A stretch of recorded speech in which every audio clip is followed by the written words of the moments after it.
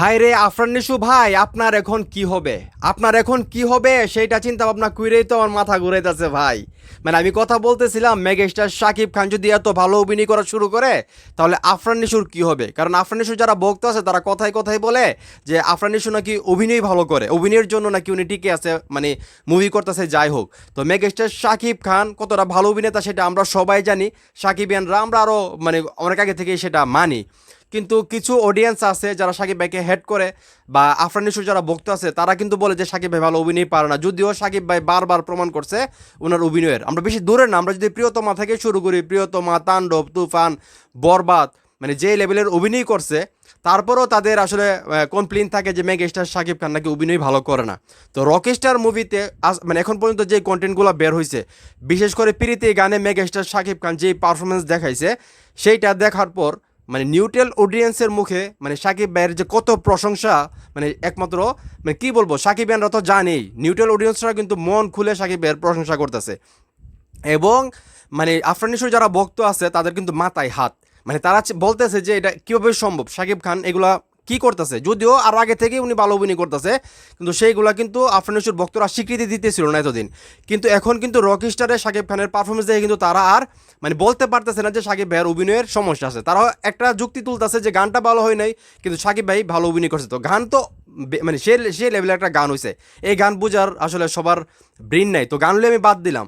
তারা কিন্তু এটা বলতে পারতেছে না যে সাকিব ভাই খারাপ অভিনয় করছে। এখন তারা কি বলবে কি করবে তাদের মাথায় আসতেছে না। তো আমি যেটা বলতেছি একজন সাকিবিয়ান হিসেবে, সাকিব ভাই যদি এই ধরনের অভিনয় করা শুরু করে তাহলে আফরান নিশুর কি হবে? কারণ আফরান নিশু তো সাকিব ভাইয়ের মতো ডান্সও করতে পারে না, আফরান নিশু তো সাকিব ভাইয়ের মতো অ্যাকশনও করতে পারে না, আফরান নিশুর মানে সাকিব ভাইয়ের মতো আফরান নিশু কিন্তু বাণিজ্যিক মুভিও করতে পারে না। উনি যে মুভিগুলো করে সেটা হলো টেলিফিল্মের মতো, ওয়েব সিরিজের মতো, মানে আর্ট ফিল্ম যেগুলো আছে, গল্প নির্ভর, মানে মারামারি নাই, মানে অ্যাকশন নাই, হেভি ডায়লগ নাই, জাস্ট মানে একটা 2-2.5 ঘন্টা চলতে থাকলো, আপনি ঘুমাইতে থাকলেন, দেখতে থাকলেন, এরকম একটা মানে মুভি করে। তো শাকিব খান যদি এখন মুভিতে, বাণিজ্যিক মুভিতেও উনি 100-100, বাংলাদেশে কি মানে এই পার বাংলা ওই পার বাংলা, দুই বাংলায় বর্তমানে শাকিব খানের সঙ্গে ফাইট দিবে মানে বাণিজ্যিক ধারার মুভি নিয়ে, এটা ইম্পসিবল, এটা কোনোভাবেই সম্ভব না। সেই জায়গা থেকে যদি মেগাস্টার শাকিব খান আবার অভিনয় করা শুরু করে মানে অন্য হিরোদের মতো, তাহলে কি হবে ভাই? চিন্তা করে দেখেন, আদার যে হিরোরা আছে যারা গর্ব করে তাদের ভক্তরা যে আমাদের হিরো, আমাদের নায়ক, নাটকের নায়ক তো খুব ভালো অভিনয় করে, তো তাদের কি হবে ভাই? আমি চিন্তা করে মানে পাইতেছি না। কারণ রকস্টার মুভিটা যদি আমরা এখন পর্যন্ত যে কন্টেন্টগুলো দেখছি, সবগুলো কন্টেন্ট একটার চাইতে একটা বেটার ছিল।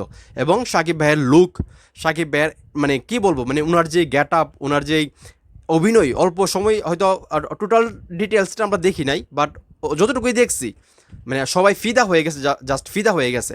তো সেইখান থেকে এত ভালো অভিনয় যদি করে এবং পুরো মুভিটা, রকস্টার মুভিটা যদি ভালো হয়, এবং সেইখানে যদি মেগাস্টার শাকিব খান প্রীতি গানে যেই পারফরমেন্স করছে সেই পারফরমেন্সটা যদি সম্পূর্ণ মুভিতে ধরে রাখতে পারে, এবং এই মুভিটা তো ব্লকবাস্টার হবে, এটা 100% শিওর, কনফার্ম ইনশাল্লাহ বলতে পারি, তাহলে তাদের কি হবে? তারা কি নিয়ে কথা বলবে? এতদিন তো তারা কথা বলতো অভিনয় নিয়ে, এখন শাকিব খান যদি এত ভালো অভিনয়ও করে ফেলে, অভিনয়ের জন্য যদি সর্বস্তরের মানুষের কাছে প্রশংসা করায়, তাহলে তাদের হিরোর যে একটা কোয়ালিটি আছে নাটক করতে করতে, যে সে অভিনয়টা শিখছে, হুমায়ুন ফরিদি মানে স্যারকে যে নকল করে অভিনয়টা করে, তো তার কি হবে? তাকে নিয়ে তার কোনো মানে অ্যাঙ্গেলই থাকবে না যে কথা বলার মতো, ঠিক না? তো আমি মনে করি যে শাকিব খান তো অভিনয় পারে, কিন্তু এখন তো আরও অভিনয় শিখে ফেলছে ভাই।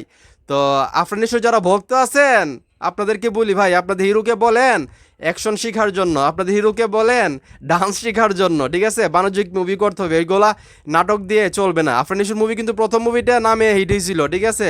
পরে দুটা মুভি কিন্তু মানে ফ্লপ হয়েছে, ফ্লপ, ঠিক আছে? এই যে মুভিটা আছে সেটা তো ফ্লপ হয়েছে, ডিজাস্টার হয়েছে, সেটা আপনারা সবাই জানেন। এবং সবাই কিন্তু বলতেছে যে আফরান নিশো প্রত্যেক মুভিতে একই ধরনের অভিনয় করে, তো অভিনয় কিন্তু আসলে একটা লিমিট আছে।